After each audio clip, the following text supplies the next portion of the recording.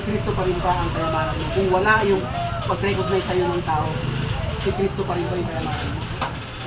Kahit hindi ka ma-recognize, recognition lang ng tao na malaki na recognize ka ng Panginoon.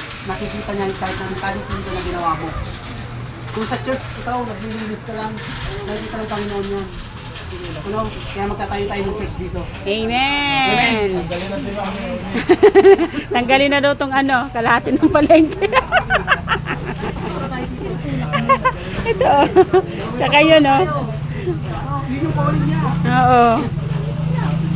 Yan, oh. Isa siyang shepherd. No, ang dami ng mga plaques. Oh, ang dami ng alak.